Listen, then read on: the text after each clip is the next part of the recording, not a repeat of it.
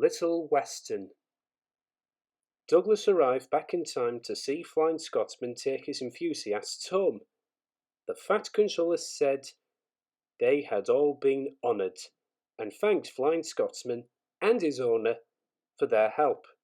"Please tell everyone," he went on, "that whatever happens elsewhere, steam will be at work here. We shall be glad to welcome all who want to see and travel behind real engines."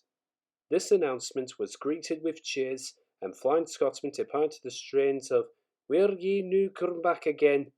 led, as one might expect, by Donald and Douglas. At last, Douglas could tell his news. They were all excited about it and agreed that something must be done for Oliver. "I'm feared," said Donald, "that some murdering diesel may creep in, and him there alone, lacking steam, even to whistle for help." You're right," said James. "He won't be safe till the Fat Controller knows."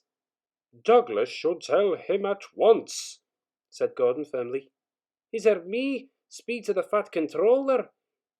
It's forward, he'd think me, and maybe interfering." "Well, here he is," said a cheerful voice. "Now, what's this all about?" Duck broke the awkward silence. "Beg pardon, sir, but we do need another engine." "I agree, Duck. That is why I am giving 7101 another chance." Their faces showed such dismay that the Fat Controller had difficulty of his own. "Sir," ventured Gordon at last, "we had hoped for a real engine." "They," said the Fat Controller gravely, "are rare, and unless one escapes, there's little hope." "But, sir," burst out Donald, "one has." "And thanks to Douglas, he is now at our works," announced the Fat Controller. "Sir," gasped Douglas, "is there anything you don't know?" "More than you think," he laughed.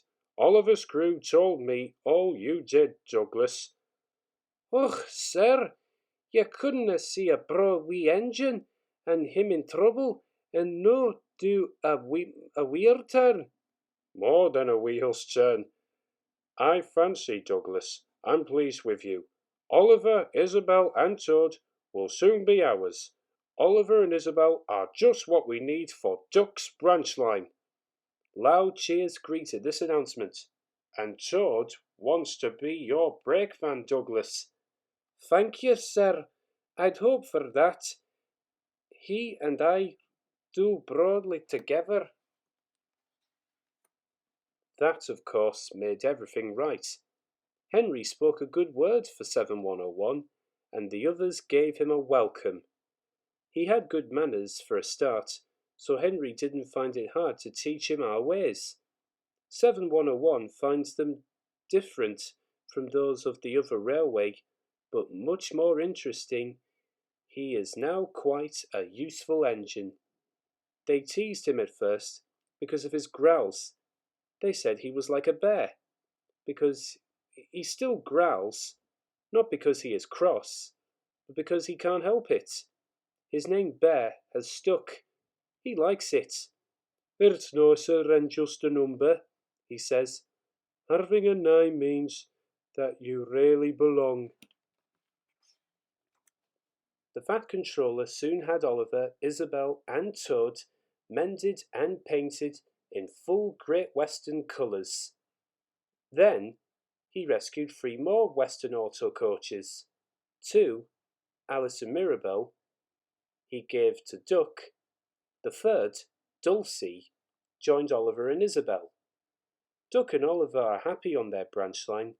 It runs along the coast to the small railway. "We reopen branches," they boast. They are very proud of this indeed. The others laughed at first and called their branch the Little Western. Duck and Oliver were delighted, and now no one ever thinks of calling it anything else.